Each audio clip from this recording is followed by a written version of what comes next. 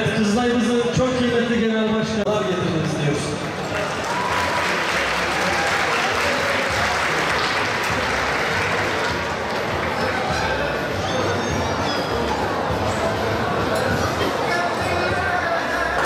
Beşinci Harem-i Şerif'i de bünyesinde bulunduran bu mübarek topraklarda bizleri, genci, yaşlısı, fakiri, zengini, her türlü rengiyle bir araya getiren Rabbimize şükürler olsun. Müsaadelerinizle iftar programına akışını arz etmek istiyorum.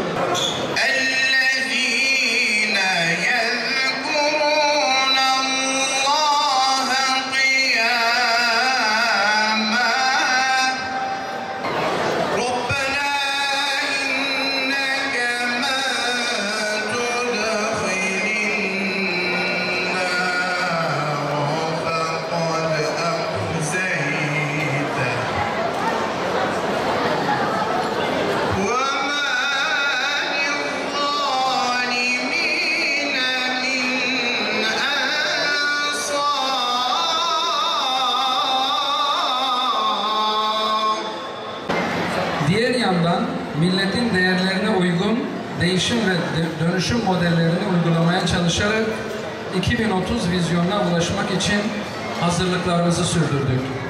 150 yıldır yaşayan her dem yeşil büyük bir çınar. Bu çınarın dallarısınız, köklerisiniz, yeşerdiği topraklarsınız. Dolayısıyla sizler aracılığıyla dünyaya, dünyanın mazlumlarına, ihtiyaç sahiplerine el uzatmaya devam ediyoruz. Geçen sene 23 milyon insana ulaşabildik. Bu yıl hedefimiz daha yukarıda. Sadece Ramazan'da, bu yılki Ramazan'da hedefimiz 14,5 milyon insana ulaşmak.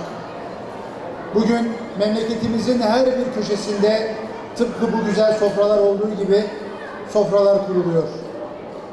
Gönüldaşlarımızla, muhtaçlarımızla, yetimlerimizle, hemşehrilerimizle birlikte iftar yapıyoruz. İftar sofralarının beraber kurulmasının başka bir bereketi var. Paylaşmanın başka bir bereketi var. Ramazan zaten iklim olarak barışın, silmin yaygınlaştığı bir iklim.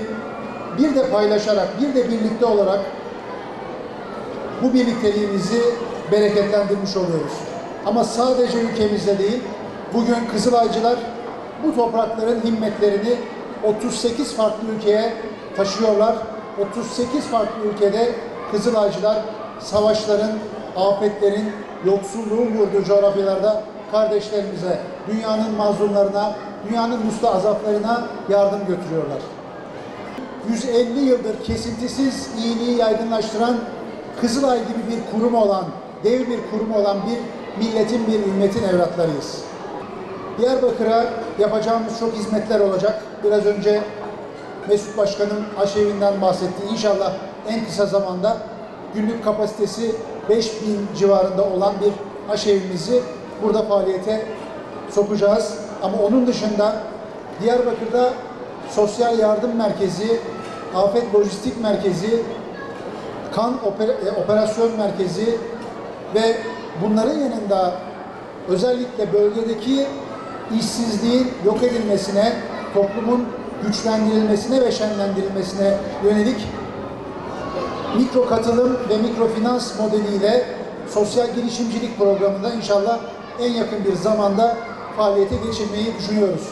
Amacımız geride muhtaç bir tek insan bile bırakmamak. Amacımız bütün insanlarımızın onurlu, şerefli bir şekilde kendi geçimini sağlayan, yardıma muhtaç olmadığı bir onurlu vatandaşlık yaşamasını sağlamak. Amacımız gençlerimizi irfanla, eğitimle, okulla buluşturmak, genç kızlarımızı okulla buluşturmak, işsizlerimizi işle buluşturmak. Bu konuda devletimize yardım etmek için çalışıyoruz, çalışmaya da devam edeceğiz.